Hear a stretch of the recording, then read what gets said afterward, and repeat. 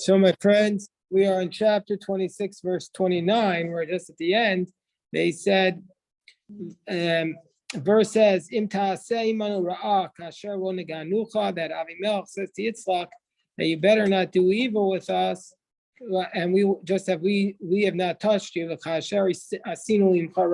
only did good with you. Baruch Hashem, and we'll send you off in peace. Now you are blessed of Hashem. So the verse states, Rashi says, Lo neganucha, we didn't touch you, which is not exactly accurate, but Rashi says, Keshamarnu lecha lech meimanu, we told you go away. So he says we've done only good, but he didn't actually do only good, because he did fill up his wells.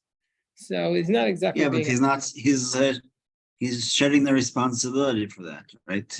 Right. He says it wasn't me. It's somebody else that did it. Exactly. And then Rashi says, "Ata gam ata aseh lanu kamokein." You should also do to us likewise. Gam ata, also you. Rashi adds the word gam. And he made them a party or a feast, and they ate and they drank. Who's he? Rashi doesn't tell us, but presumably it was Yitzchak. And they ate and drank. They woke up early in the morning. And each one swore to his brother. And they swore, took an oath, and he sent them away, and they left him in peace. Pasuk Lamed Beis. And it was that day, Yitzchak, and the servants of Yitzchak told him, they told him about the well that they had dug. And they said to him, we found water. Wow, can you imagine that? We found water. What a geschmack. Osa Shiva, and they called this water Shiva. They called the well Shiva. Therefore, this well is called Be'er Sheva until today. What does it mean in allusion to the oath? Shavua. What do you mean? Where did you see that? In the verse 33, it says he called it Shiva, in allusion to the oath, Shavua. That's what it says in Steinsaltz. Right. So Rabbi Steinsaltz says. Also Rashi, but Rashi tells us what it means. So the question was from Ben, what do you mean an allusion to the oath? So he's reading the Rabbi Steinsaltz translation. 1 second, Jerry. And so the Rabbi Steinsaltz translation is basically paraphrasing Rashi. Rashi says, Shiva al Shem Habrit. It refers to the covenant that Yitzchak had made with Avimelech. And so therefore he called it Shiva. So it doesn't mean Shiva as in the 7, but rather Shavua, that refers to the covenant that Yitzchak and Avimelech had made with each other. And that's why the town is called Be'er Sheva Ada Yom Hazeh. It's called the town of Be'er Sheva. So if anybody asks you, why is it called Be'er Sheva? It doesn't refer to the 7 wells. It refers to the well of the covenant. They made a covenant on that day. So, and then right after the covenant, they found it. Yes, Jerry. I'm sorry. What does Be'er mean? Be'er means well. Okay, got it. All right, thank you. Sure. Vayihi Esav ben Arba'im Shana, and Esav was 40 years old. Vayikach Isha es Yehudis bas Be'eri Achiti, and he took as a wife Yehudis, the daughter of Be'eri Achiti, bas Basmas bas Elon Achiti. So Esav was 40 years old, and he took as a wife Judith, the daughter of Be'eri the Hittite, and Basmath, the daughter of Elon the Hittite. And we'll just read the next pasuk, and then we'll read the 2 Rashis on it. Vatiyena moras ruach Yitzchak u'Rivka, and they were a moras ruach. They were not a good spirit for Yitzchak and Rivka. We'll see what that means. Let's read the Rashi. So Esav was 40 years old. What a powerful Rashi we're going to see, because the text you could read this text and not pick up the nuances like Rashi does. Rashi says, Esav haya nimshal chazir. Esav is like a chazir. A chazir is a pig. Shenemar, as it states, Yechar semena chazir miyar. It says in Psalms 8, chapter 80, verse 14, that a swine of the forest shall devour it.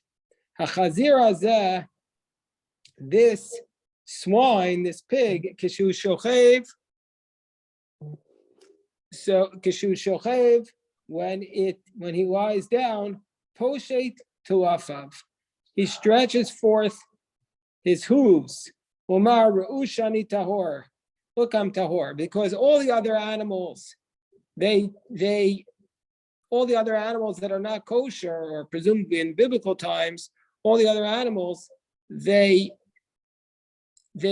chew their cud, but they don't have split hooves. The pig was unique in those times that it had split hooves, but it did not chew its cud. So the pig shows off its split hooves and says, look, I'm kosher, I'm kosher.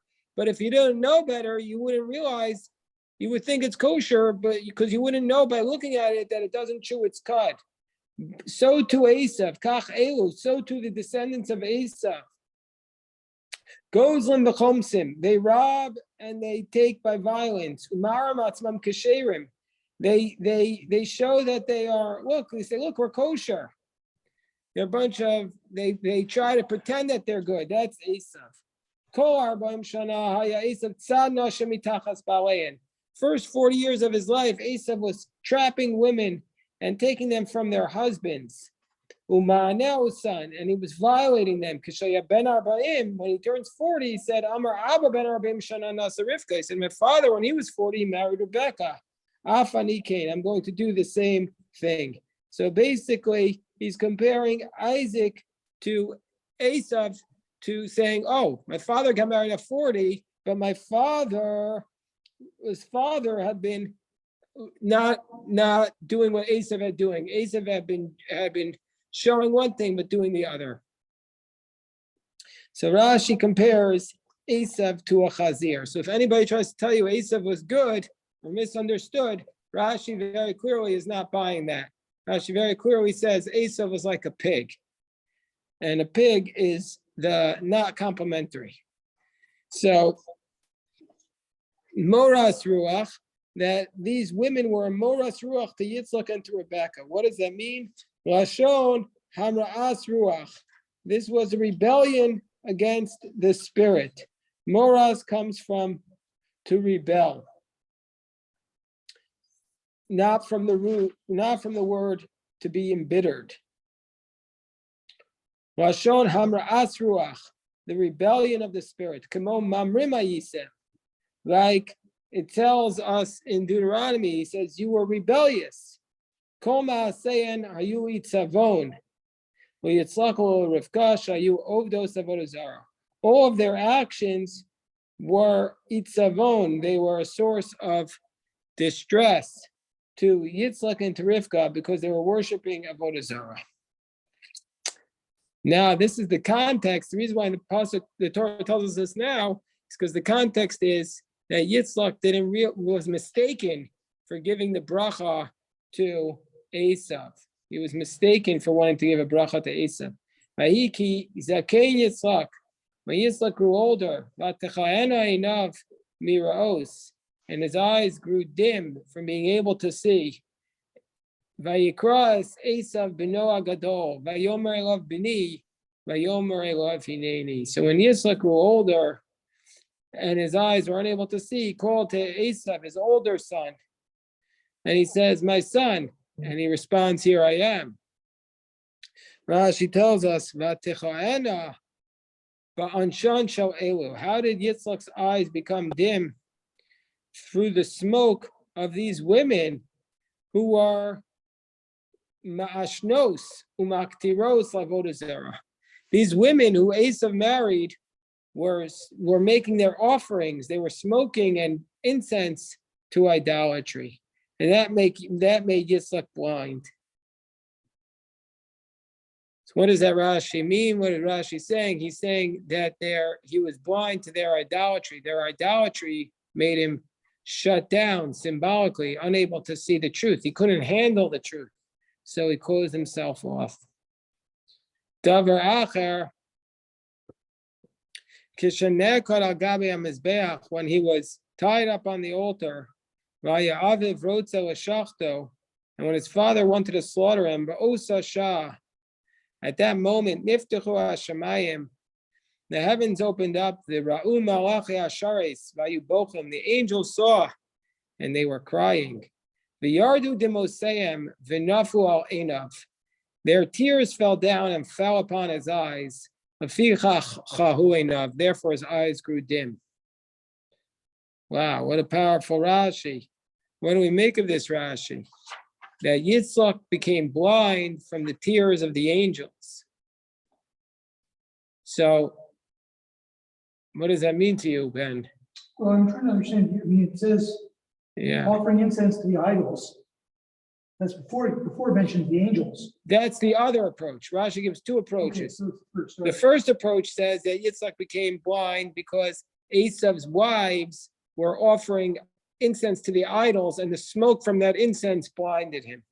The second approach says Yitzchak became blind because when he was being bound on the altar to be offered as a sacrifice, the angels dripped a tear into his eyes, and he became. It's a much more appealing explanation. It's kind of this moment of grace. It's kind of lovely. Is that he became blind from it? No, but it So that was what happened from this moment of incredible.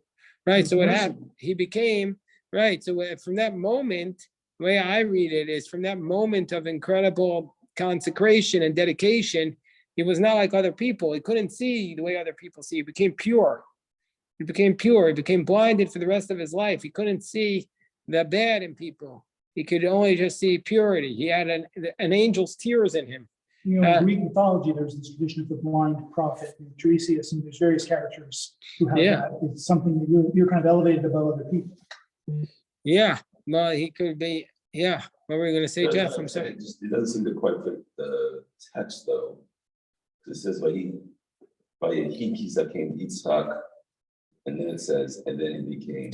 Right. dim of So, eyes." Jeff is pointing out that Yitzchak's blindness, according to this approach, it should have happened right away. Oh, I see. So he shouldn't be just a consequence of his age. Right. Okay.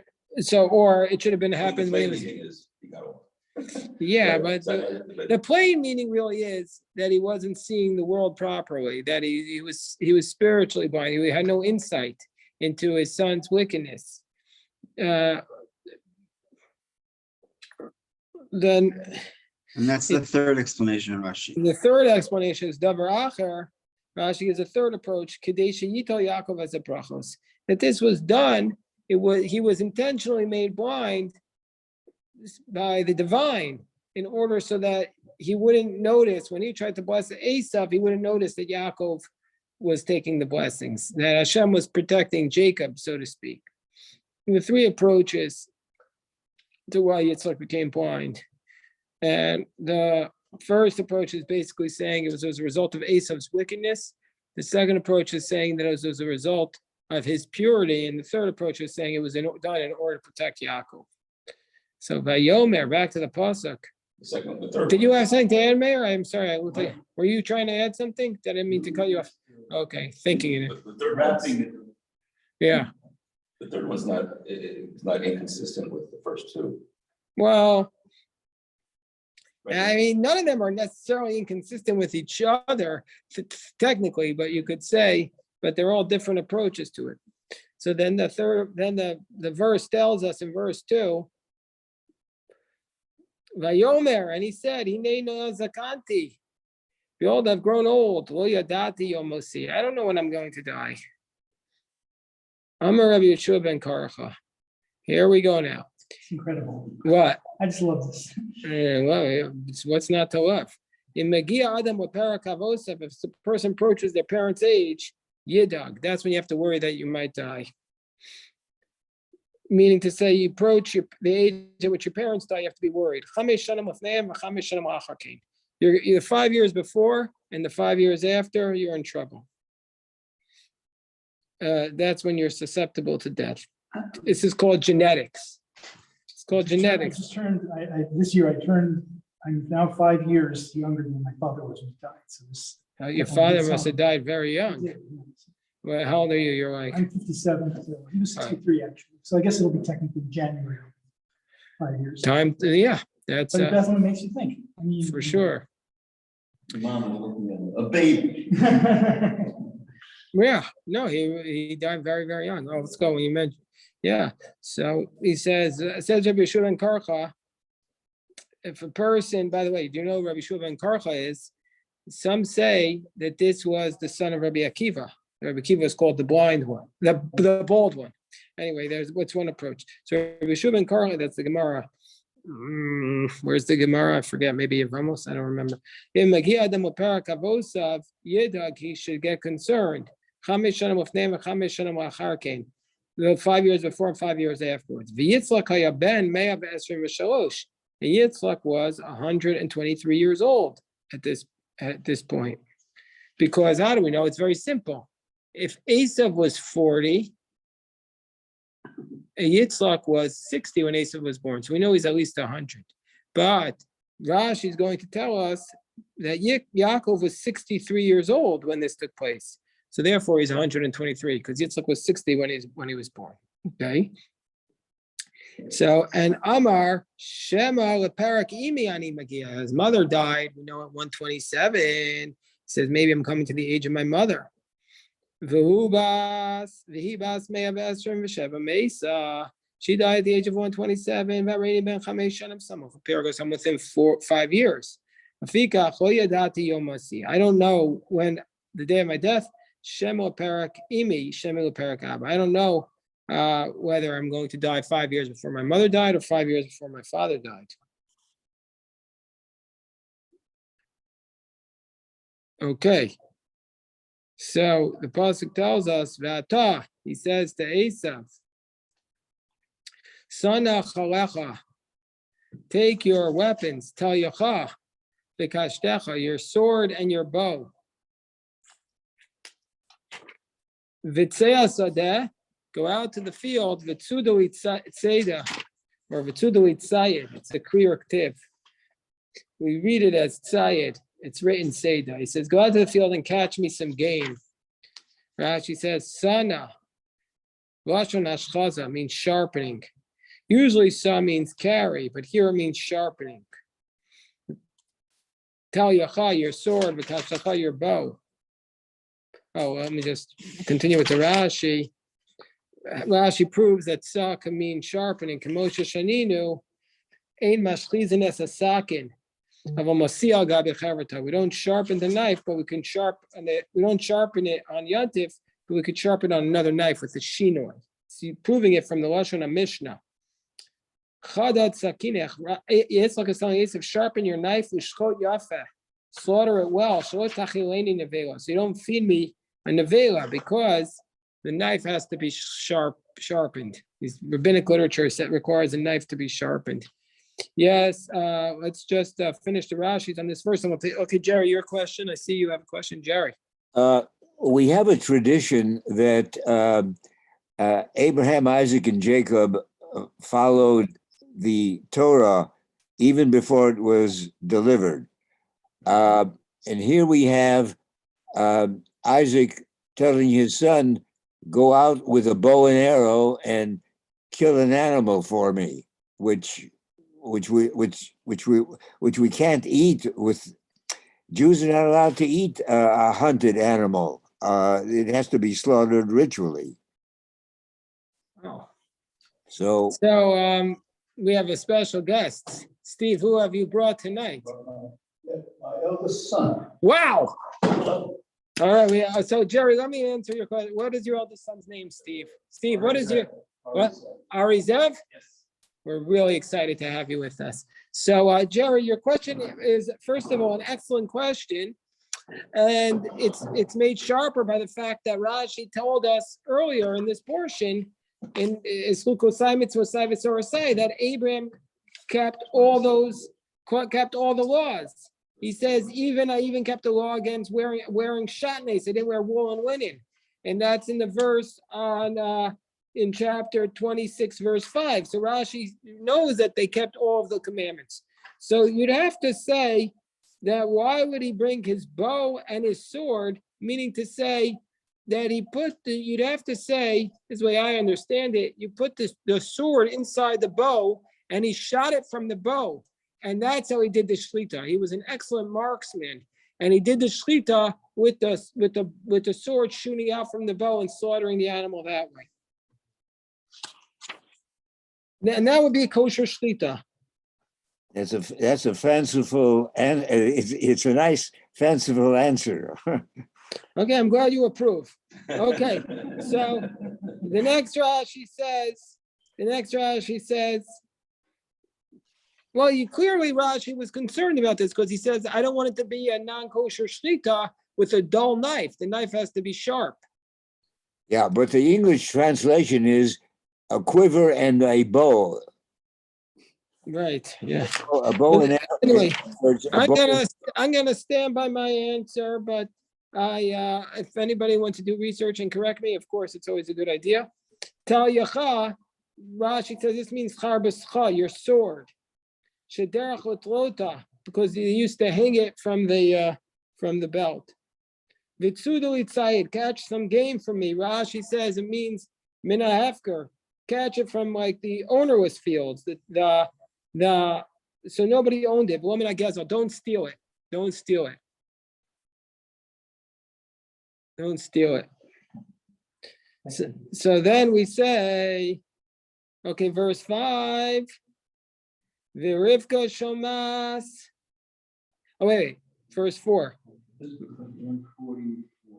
Yeah, chapter 27, verse 4. He says, V'aseli matamim, make for me delicious food. Kasher hafti, just like I like. Ve'avi'ali v'ochela, bring it to me so I can eat it. Ba'avur tevarechacha nafshi b'ter mamut, so you can bless my soul before I die. Rashi says nothing. V'rivka shomas Rivka shomat b'daber Yitzchak al Esav. Rivka heard that Yitzchak was speaking to Esav, her son, Binah, his son. Vayelach Esav hasad el atzut tzai lavi. And Esav went out to the field to trap some game, to bring it. Rashi says, Ma'u lavi, it's extra to say to bring it, obviously. Im lo yimtzot tzayid yavi min hagezel. He doesn't see anything redeeming in Esav. He says if he doesn't catch it, he's going to bring it from the theft. Okay, next verse. That's a good question. Yeah, was that Jerry that asked? Jerry asked a great question. Yeah. I don't want to go into something devious going on here, but one possibility here is that Rivka, Yitzchak, and Yaakov were all praying to the fact that if this was a kosher shechted thing with a sharp knife, then you get into this thing of you kill the korban for nothing. You can't do that. You can't just go out there and kill animals because you feel like having the hobby, you know. Yeah. So by having it done with a bow and arrow, it was incumbent on Rivka, his wife, to make sure it never gets to him. Very, And he doesn't. right. Because he gets fed, you know. It's a very, very kosher interesting. animal. I mean, I'm just Yeah, very nice. I'm not saying it's a cabal, Yeah. but it's subconscious. It's very interesting that Esav was making the meat dish, but Yaakov did the Nazira Dashim, the lentil stew. Right. So, okay, we'll stop here for today. I just want to say big shout out to everybody. And tomorrow, yeah, we'll do it again at the same time.